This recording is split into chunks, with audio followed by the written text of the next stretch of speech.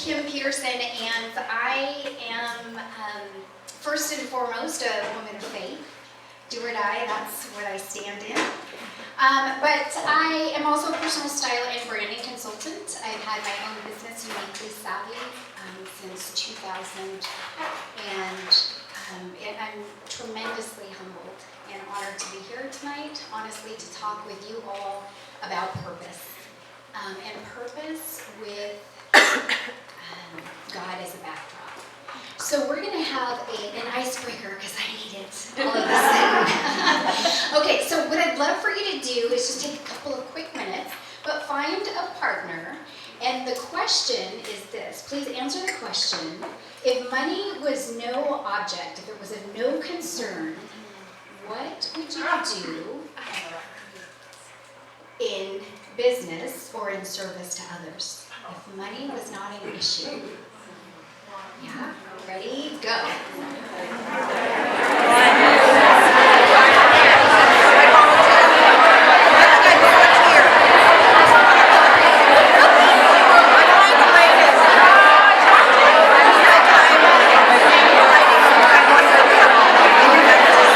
So many women smiling and laughing and talking about your life purpose and what you would do if money was no issue. So I would love to hear from just a couple of brave souls who are willing to pop up and share what their purpose would be.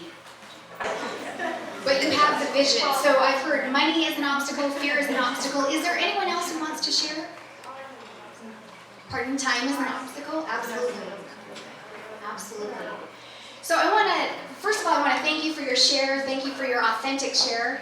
It's not easy to be vulnerable in that way. But tonight we're going to talk a little bit more about how to discover your purpose and how to step into your purpose as you are each fearfully and wonderfully made, uniquely savvy, and uniquely fashioned with a purpose that nobody else can fill. So with that in mind, I'm going to have you do an exercise with me. Just go ahead and close your eyes, if you will, so we can all just kind of come into this space. And imagine, if you will, what life would look like if you truly believed that you were uniquely fashioned with a very unique purpose.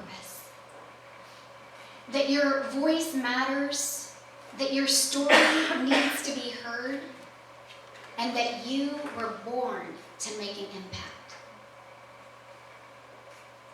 How would you feel? What would you say yes to? What would you say no to? How would you speak? How would you act? How would you look and show up in the world? Now, with your eyes still closed, I'm going to invite you to reach deep in your pocket for courage. Courage to give yourself permission to go on this self-discovery journey,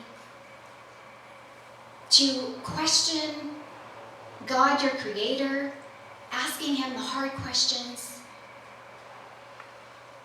And I want to encourage you to have an open mind as I share my story of how I found my unique purpose. My deepest hope is that you would be inspired, you would be encouraged, and you would be equipped to take your next step in finding your unique purpose. So go ahead and open your eyes. Whew, thanks. Crystal, for saying we get to be authentic, because I've got an authentic story for you tonight. And one of the icebreakers that I did have was if you had a song that was your life theme, what would it be? Because that's very telling. Now, in the past, no doubt, mine would be, I Will Survive. Go on, I'll go. Right? Totally. I mean, no doubt. I will karaoke that all day long, and I don't even karaoke well. But today, I have a new story and a new song, and that song is called My Story. And you might have heard it. It's from Big Daddy Weave. So good. And I just heard it this last fall. And it says, I tell you my story because it points to hope. Hope that held on. I tell you my story because it speaks to love. Love that is everlasting and kept me strong. I tell you tonight my story because my story points to Him and to your hope and to the grace that is big enough to cover all your sin, all your hurts, all your pains. And I can tell you this because I lived it out. Still not having arrived, of course. So there are 3 things I want you to take away tonight. Number 1, I want you to consider that you indeed are fearfully and wonderfully made. I would also like for you to consider this, that you are known by God. He is intimately acquainted with each and every one of you and your needs. Your story is not lost. And I also want you to take action. I want you to take action to cultivate a mindset of truth. Because I'll tell you what, the truth, as we know, will set you free. The truth will be the thing that overcomes that fear. The truth will be the thing that overcomes our insecurity, right? And our doubt. When we champion that truth and we challenge the limiting beliefs. Now, I'm sure I'm not the only one who has a story. But we have limiting beliefs. We have people who have told us we aren't good enough, we're not smart enough, we're not pretty enough, or maybe you've told your own self this story, okay? I want to share with you a little bit of my story. I was never good enough. By the way, I was never comfortable or confident in my own skin, period. And there's no way I would ever stand up here, ever, ever. I was adopted into a white family when I was an infant. And I was the 5th child when my parents were, when I was 6, my parents divorced. And my dad took the 2 middle kids and moved from Des Moines and moved to Bellevue and started this beautiful, glamorous, vacation-filled, Facebook-worthy life, so to speak. And we didn't even have Facebook then. I was suddenly an only child again, and moved to Federal Way with my mom and lived in condemned housing ×3. I could tell you stories of stepping on slugs in the middle of the night and finding salamanders in my closet and having the carpenter ants stuck in my hair. But that would just take too long. I will tell you that my family at that time was white, and I like white people. Just raise your hand if you've got some color. We're minorities here tonight. But the point of that is in Federal Way, it was very homogenous. I didn't fit in. I didn't fit in with the white community. I didn't fit in with the black community. They called me nigganese, bush monkey, fat, poor, all of the things. And I did feel, oddly enough, I had pictures. That would be the time for you all to laugh, because that's usually what happens. People see me and they go, oh, I get it. I get the story. But I want you to know that it was really tricky being me. When I was about 12 years old, I was also sexually violated. And at that time, I was damaged goods. I was damaged goods. I already knew from 6 years old that I was unlovable, that I was unworthy, that I just didn't have enough, and I was a freak in my own mind. And I don't know if you guys know about being a freak, but what I know about being a freak is I was always in my head, am I okay? Do they like me? I can't be here. Where's my exit? No, I can't carpool. I can't go there. I can't be a part of this school club. I can't do any of this because I was so frenetic in my head and so lacking confidence and comfort in my own skin. I want you to know that this is the power of mindset and why you have to cultivate a mindset of truth. You have to do it. It's not easy. It enters your self-conscious, or your subconscious, and what happened for me is, I was not a sleepwalker, and I have not had an episode of that since. What happened is I woke up out of a sleepwalking episode with a butcher knife in my hand in the kitchen. What I want you to know, first and foremost, as I have chills right now, is it was not my time to go. I was born for a purpose. And you were born for a purpose. I started turning my nickel into it. No, let me tell you. So what happened is I had a Bible. Didn't know the Bible too well, but I had a Bible. And that's where I came across Psalm 139, verses 14 through 16. You may have heard of this. But it says, I praise you because I am fearfully and wonderfully made. Your works are wonderful. I know that full well. My frame was not hidden from you when I was made in the secret place. When I was woven together in the depths of the earth, your eyes saw my unformed body. All the days ordained for me were written in the book of life before one of them ever came to be. Now, you tell me, is that coincidence that I somehow came across that? At 13, 14, coming out of a near tragic event. But you see, God, I'll tell you who it is, because now I get it. Now I see it. But God had purpose for me, and it wasn't my time to go. And He needed me to know that with my Coke bottle my Coke bottle glasses and my dark ashy skin, and the fact that I was left behind, and by the way, conceived out of rape, it doesn't matter. I knew you when you were formed in your mother's womb. The shape of your body, the complexities of your personality and your thinking. He knows you. So I ended up turning my nickel into a quarter because I was still very poor. Went to the thrift store. This is how I got into styling.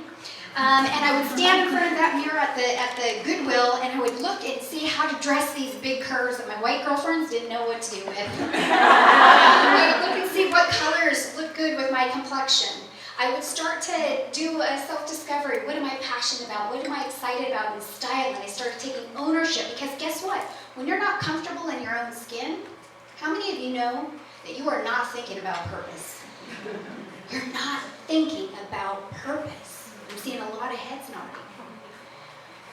If you are in a domestic violence marriage or a domestic violence relationship, you're not thinking about purpose. You're thinking about survival. Now, I want you to know that here's the problem. The problem is we're so veiled by a fog of confusion about our identity and who we are.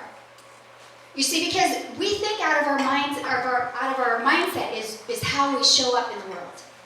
If you don't have a right aligned perspective of your self-concept and who you are, you're going to show up in the world that way. Is that not right? Yeah? So how do you ever get to your purpose? Well, I want you to know, I need you to know this. I told the W3 gals this. They wanted me to talk on personal style and branding. So for 7 months, I knew about that. That's what I was going to talk about. And what happened is, in November, Ingrid said, oh, well, we're going to change our topic to purpose. Do you think you can talk about purpose? I was like, well, whatever you need, let's see what we can figure out. So I'm driving home and I go to bed, and I said, okay, well, we'll talk about purpose, whatever that looks like. But I want you to know that this whole talk was a download. This whole talk was a download. This is what I want you to talk about. And it came out so fast. The problem is we are not consciously connected to our identity and our identity in Christ. And so we have to get realigned. We have got to challenge the lies and the limiting thoughts, because guess who else doesn't want us to step into our purpose? The enemy. We know that Satan comes to steal, kill, and destroy, but I want you to know that the battle has already been won.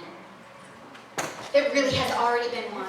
But we have got to step back into the identity and the truth of who we are. There are spiritual elements that I'll still continue to talk about, but you might be saying, well, how can I practically know more about my purpose? Well, let me tell you. Personality tests will help you get consciously connected to who you are, right? And how you operate in the world and how you're showing up. Self-discovery journeys, something that I take my clients through, help you to understand through conscious connection your authentic skills, talents, abilities, your unique genius. Helps you to dig deep and search out your values. These sorts of things help guide you into your purpose. Make sense? They give you clues all along the way. Now, by the way, therapy, that's another good one. And I'm not afraid to say it. I'll tell you what. I want you to know that your mindset travels with you no matter if you move to a different state, no matter if you grow into 10 years of some modicum of success, your mindset goes with you. So what happened to me is when I was 26 years old, I married an abuser. I married a man that I was in love with, and my marriage was domestic violence, it was infidelity, it was spiritual abuse, it was financial abuse. And that's what I want you to know. You've got to challenge those limiting beliefs, because out of that is why I said, but I'm lovable, somebody loves me, somebody sees me as worthy to get married, right? To marry me. But what I want you to know is I was so insecure, and that's when I started my business, was homeless. So talk about fear, talk about not having money, and yet there's purpose, is what I want you to know. So I was homeless for a short time, and that's when I actually started this business. It took me 7 years to start my style and branding business because I was afraid. I was afraid, and I didn't move into it until the fear of being homeless was greater than the fear of starting my business. Make sense? So I was like, crap or get off the pot, honestly. So that's what happened, but I was still very much afraid. And yet God, what I want you to know is that God uses all your life experiences to shape and to mold and to guide you into your unique purpose.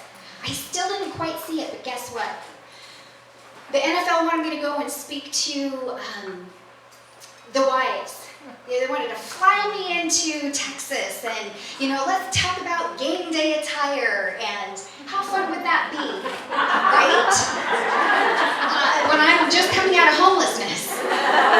Not so fun, let me tell you. And then not only that, my ex-husband was in the NFL, so I had so much shame and I was hiding. So I put an astronomical fee schedule on there, and I said, there's no way they're going to take it. Self-sabotage. Does anybody know about that? Yeah. By the way, self-sabotage keeps you from your purpose. But I did it, and I was like, yes. And I got home, and I was on that floor, fetal position, crying it out to the Lord. I said, I am so insecure. I am so broken. How do I even think I can do this business? This was now 16 years ago. How can I do this? I am so lacking confidence. My skin was broken. I was broken. And I want you to know this was one of the first times that I heard, I call it a download from the Lord. Because some people say, oh, God told me. I don't ever say God told me because I don't hear him. But what I do know is he gave me this.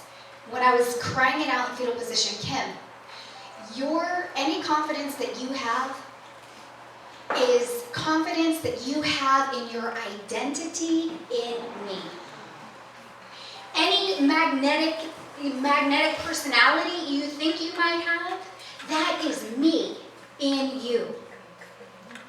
Kim, uniquely savvy is my creativity in the marketplace. I didn't even talk like that, so I know it didn't come from me. I wish I did. This is my creativity in the marketplace. Now, God shapes you and he molds you through your circumstances, right? Now, I wasn't willing to hear that because it was too traumatic and I'm still in survival mode. So I'll tell you what, ladies, I put that on the shelf, like way on the shelf, until just about 6 years ago.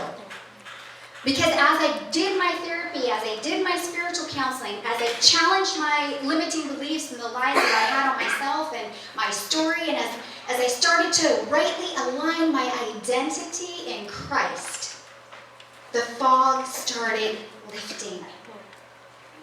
And then I could start to see around me what he was up to. You see, God is always at work around you. How many of you know that to be true? Good. He's always at work around you. I want you to know Debbie Whitlock in the audience, raise your hand, just because she's my support right now. Debbie Whitlock and I co-authored this book 5 years ago. It's called Incredible Life.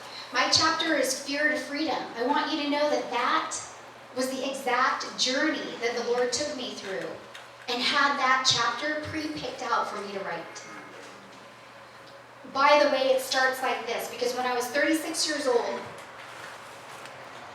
God again showed me that he's intimately acquainted with me, just like he's intimately acquainted with each of you. I was dating this hottie. Oof, I thought it was hot, and I thought we were dating. But clearly, sorry Kelly, my husband, but clearly we weren't dating because he dumped me and didn't think he dumped me, and it was horrifying. It was horrifying. What I want you to know is that 36 years old, I was slobbering and blubbering, and it took me all the way down to the messages I knew at a very early age. I am unlovable. I am unworthy. I'm not good enough. And I called my parents, my mom and my dad, and I was crying. I said, hey, there's something wrong with me because I'm 36, and I remember this. Not coming down my nose in the car. I can tell you exactly where I was. And I said, okay. And by the way, I was super, super type A back then. Super, super type A. No margin in my schedule. I see some of you smiling. Haven't I mellowed out, those of you who know me? Yeah, that's what else God does. As he brings you more into your purpose, he aligns your energy and your attitude and your mindset. That's what God does. And he needed that for me. So anyway, I cleared my schedule. Cleared it. I had a full day on Saturday. I cleared it all. I said, I'm getting with you, God. And I was flipping him off. I'm just being honest. I was flipping him off with my attitude in my heart. And I said, listen, you need to prove yourself to be true, friend, because of all of the years that I've been a woman of faith, I need to know you.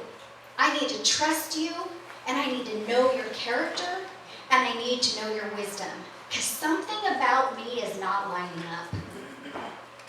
Otherwise, if I really believe that you are who you say you are, I wouldn't be showing up like this. Does that make sense? That's research, people. Research says you operate, you act like, you look like what you feel on the inside. Anyway, so I cleared the schedule, and I was crying again. And by the way, I cry now, but most of the time it's tears of really beautiful joy and overwhelm. But this was not. I was rocking myself, and I was just saying, God, what is it? And that's when the message came. And that's what starts this chapter. This was my second download ever. And it was, Kim, it is time to purge the residual brokenness from your heart. I am ushering you into a new freedom. I didn't talk like that either. Usher? I did not use those words. God said, Kim, it is time to purge the residual brokenness out of your heart. I am ushering you into a new freedom. And I was like, well, how are you going to do that? I've been through all this therapy. I've read all the self-help books. How is this going to happen? But I knew with a knowing that he would do it because I had a little bit of a track record. What I want you to know, and I want you to know, he is intimately acquainted with you. It was no more than 2 weeks that I don't wake up in the middle of the night. I just need you to know that. Type A, we need our sleep. Do not call us. Do not call us for emergency. Do not use the restroom. Do not pass go, right? Okay, so one morning, it was 4 or 5 in the morning, and I woke up at 4 or 5 in the morning, and it was like, hey, angry, nothing, don't need to use the restroom, etc., etc. The very next morning, I woke up. It was 4:05 in the morning. Still irritated, whatever, went back to bed. Day 3, I woke up, and it was exactly 4:05 in the morning. So what happened is I took out this Bible and my Bible study, and I started flipping through all the chapters. Romans 4, chapter 4, verse 5. Psalms 4, chapter 5. James 4, chapter 5. Because I knew it was God who had something for me.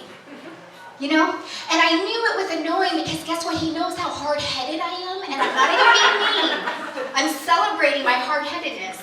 He knew it. He knew he had to do it in such a way that would get my attention so I would know without a shadow of a doubt he's intimately acquainted and he's trying to get my attention. Because he's trying to guide me into my purpose. So I want you to know that I found it. I found it, and I have chills, and I need to read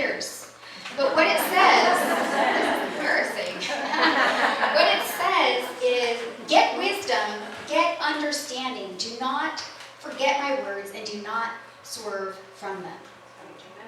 Get wisdom. Get understanding. Do not swerve.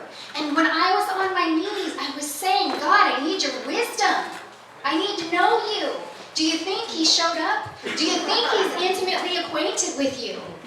Absolutely. Absolutely. And so ladies, what I want you to know is you can come up afterwards and look at this Bible. That wasn't just a one-time occurrence. That happened for nights on end for months. And I want you to know I went to a party. Again, the nugget here is you are known and intimately acquainted by God. Because I'm not special. God knows you. He's trying to get your attention, to shape you and mold you into your purpose. So I go to this party and this woman says, "Hello, how are you?" And I kind of sensed that she was genuine, so I took it. So I took a chance with that because I was like, "This is crazy. Does this not sound like kind of crazy talk a little bit?" Sure it does. But guess what? In 2015, I'm stepping into my purpose, so I'm willing to share it with you because someone here needs to know it. Someone needs to know that this is the God that is shaping your purpose. The chapters of your story are not unseen and unknown. So she rattles this off. I've never heard this before. She said, "Oh," I told her what was happening. She said, "Oh, Kim, he's waking you morning by morning." That's Isaiah 50, chapter 50, verse 4. "The sovereign Lord has given me a well-instructed tongue to know the word that sustains the weary. He wakens me morning by morning, wakens my ear like one being instructed." And the heavens open up. Yes. That's what that kind of thing is. It's crazy, but it's true. Listen, the sovereign Lord has given me a well-instructed tongue to know the words that sustains the weary. He wakens me morning by morning, wakens my ear to listen like one being instructed. That's the God who knows you and is trying to get your attention. He knew he was never going to get me during my TikTok I'm on the clock day. It was never going to happen. And he knows, because this is how I operate my life. I didn't know it until I knew it. But I need repetition to get the picture, right? So here's what I want you to know is this has gone on now for 7 years. 7 years. And he did it. Guess what? I was the weary. He was reparenting me. He was realigning my truth and my identity in him because I said, "God, I need to know your character. I need to know your wisdom. I need to know your truth." He heard me. Guys, it's like a beautiful love story that if you have not yet experienced, he's waiting to have with you in the ways that make sense for you.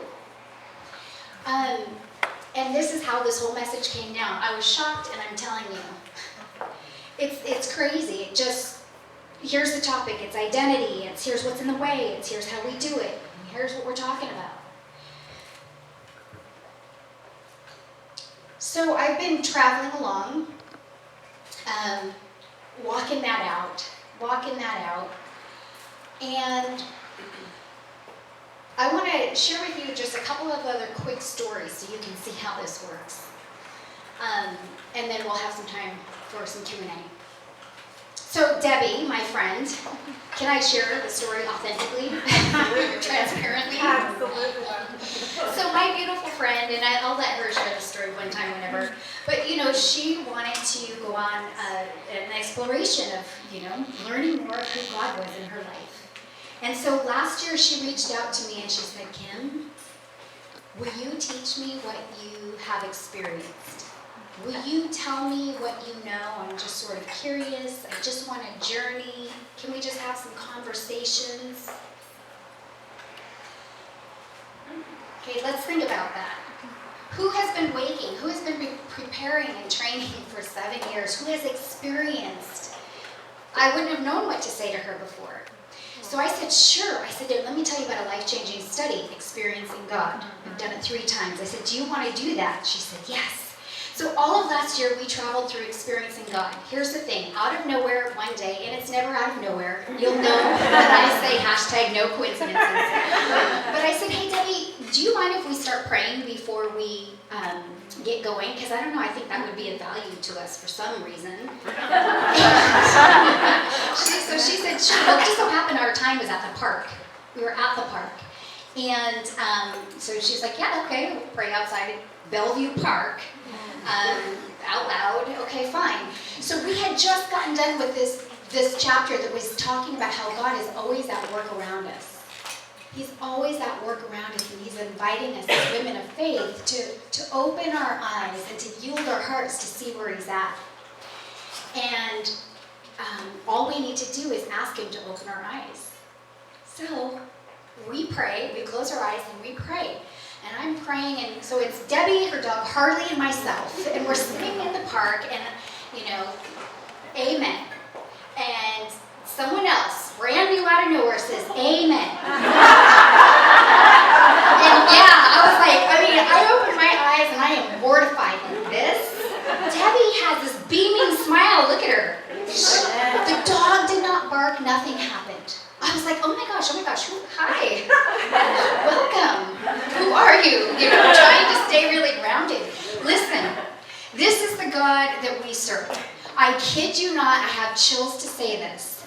This woman says to us, she said, yeah, I was just walking around the track here at Bellevue Park, and I was just walking, and as I was praying, I was saying, God, will you open my eyes to see where you were at work around me, so that I can join where you are.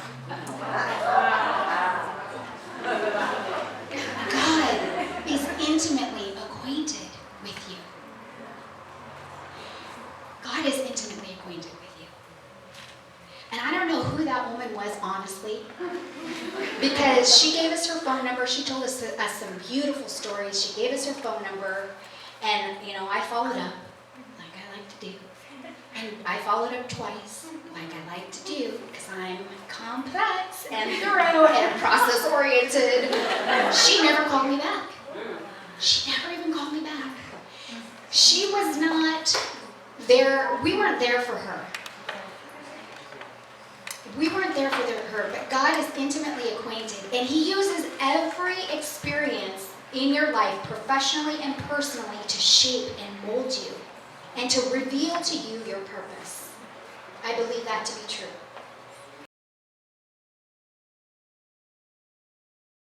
I'm going to leave you with this. One last story. Now don't tell, Overlakers, don't tell our pastor I'm telling you this. So Sunday was a beautiful day in Seattle, and I wanted to go for a walk with my guy. I wasn't really into going to church, but whatever, and I sat by you. I did. So I went, and I was like, Lord, I'm kind of distracted here, but you know that W3 is coming up on Wednesday. Open my eyes and my ears to what you would have for these women. So probably the last 3 to 5 minutes of that message, I hear a verse that is Isaiah 58:11. What I want you to know is I have only heard of this verse one time before. And I've only spoke this word out one time before. And the last time I saw this, it was a download for W3 when I spoke a year and a half ago. The Lord is intimately acquainted with what, and this is what this verse says. The Lord will guide you always. He will satisfy your needs in a sun-scorched land. He will strengthen your frame. You will be like a well-watered garden, like a spring whose waters never, ever fail. God guides you and shapes you through your experiences, through your pain, through your gain, through your losses, through your joy, to shape and mold you into who He has created you to be. The Lord will guide you always. He wants you to know that. He will satisfy your needs in a sun-scorched land and will strengthen your frame. You will be like a well-watered garden, like a spring whose waters never, ever fail. My 3 takeaways for you. 1, consider that you are intimately known by God. He is intimately acquainted by you. 2, cultivate an mindset of action. An action mindset to cultivate truth.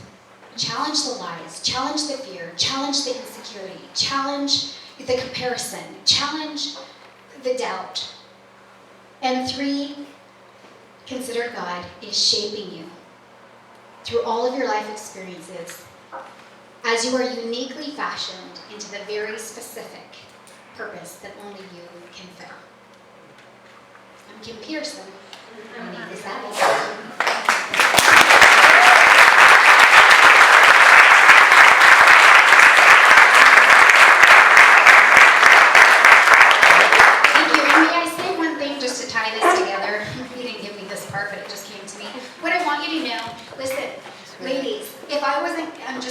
nutshell it.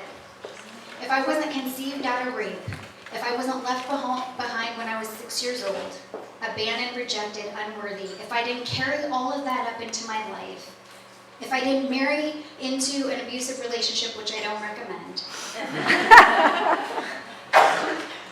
I wouldn't have been driven to my knees. And if I wasn't driven to my knees, I wouldn't be restored.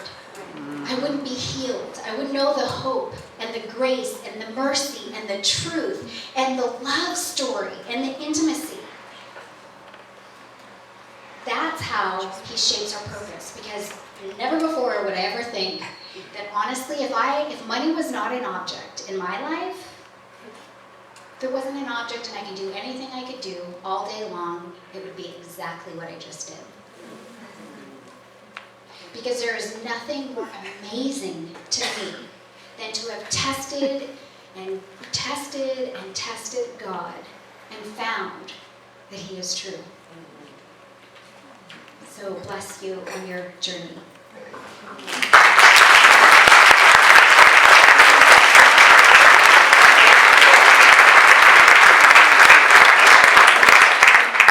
So she's open for questions. I'm open for business. Who's got the first question? Yes. So I think as women, we are often bombarded with a lot of voices, that say, go here, go there, go here. What for you, we all pray, but sometimes there's a lot of voices there. What helps you discern that it's God directing you someplace? That's a good question. What helps me discern that it's God who's directing me? So, number one, and this is just truthfully, he put me to the test to be discerning his voice for the last 7 years. So fortunately, as we grow, we're able to jump on board a little bit faster, and that's the good news. It's not always arduous and painful. But oftentimes, I look for what truth is just true north truth, right? And so what we know to be true for sure is that God says, love and honor me with all your heart, with all your mind, with all your soul, and love your neighbor. How easy is it to look at what we think we want to do, and if we line it up against those things, we can see, is this God honoring? No, actually not. Or maybe it is honoring, or maybe it's a good thing, but guess what? It's taking you away from the intimacy that he might have for you in a season. Make sense? So it's almost like looking at what it isn't, right? Does this make sense? Absolutely. Yeah. So those are some starters. Yeah. Who else? So are you married now? Oh, I am so married. I am so married. Here's. Yeah, let me tell you this. I've been married for 2.5 years to my college sweetheart. Some of you have met him, Kelly. And I want you to know again that, honestly, and I'm not a Jesus freak, but God's thumbprint is all over that too. Because I want you to know that my guy, his religion, he said, no, my religion is baseball, is the Mariners when we were in college. And even though I was crazy and doing my own put God on the shelf lifestyle, I knew we would never work, even though we really adored each other. For 17 years, I prayed for that guy. For 17 years, he would not go to church with me. For 17 years, he was really my idol. That's a good one. This is a good example because I love you, Lord, I love you, Lord, I love you, Lord, but here's this man who doesn't want to have anything to do with you, and I'm chasing him, literally, and I'm literally this. Sometimes I would do this. That's how frenetic I was, like on his shoulder. Don't you want to come to faith? Don't you want to come to faith? Don't you want to come to church? Oh, it was a hot mess. But nonetheless, in that example right there, the Lord guides us to not be unequally yoked. So it was very clear. Anyway, the Lord showed me that I had made an idol out of him. I made him and his relationship so much more important. And so he said, "You're done." And I was like this. Really? Because he said I was done and I was, 40? I don't know. I was probably close to 40. Yeah, I was 40. So it was a long time of traveling like this. Do you know my husband went to Thailand to be in the Peace Corps, and I go, oh my gosh, she's going to become a Buddhist. He's going to become a Buddhist. It's all over now. It's not going to happen. And so I was like, but Lord, Lord, Lord. He's like, done, you're done, you're done. Guess what? My guy came to faith in Jesus in Thailand without me. Without helping me. Yes, give him a hand. Seriously, that's crazy. And guess what? I have one more nugget in there. The reason why that's so important is because guess what? I'm type A. Recovering control freak. So in order for me to step in my purpose, God has to move me out of the way. Do you get what I'm saying? He's got to get me into obedience. You don't like that word. He's got to get me into yielding.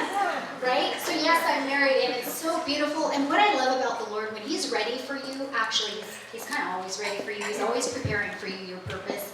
But when you're ready to yield into Him, it's amazing to see what He does and how He shows up. And by the way, I can't get away from Him because He's got His thumbprint, the Lord, in all of my affairs. All of my affairs, including that marriage. So whether someone believes or they don't believe, they're just going to get a God moment, a modern day miracle. So that's just how juicy the Lord is. Thanks for asking. And my husband's juicy too. Yeah. Awesome, ladies. Well, I'm going to be in the back by these lovely ladies over here. Happy to answer any questions, but just really honored. I really am honored to share with you. I think the Lord is good. And I heard from some of you, by the way, let me also say this. You're really wondering today, what is my purpose? Like you are wondering, not only what is my purpose, but what's my point for even being here. Some of you might be where I was, ready to get off this earth. I want you to know God has purpose for you. God has purpose for you. Keep your eye on the prize. Keep your eye on Him. And that veil of fog will lift, and you will naturally be shaped into your purpose. Blessings.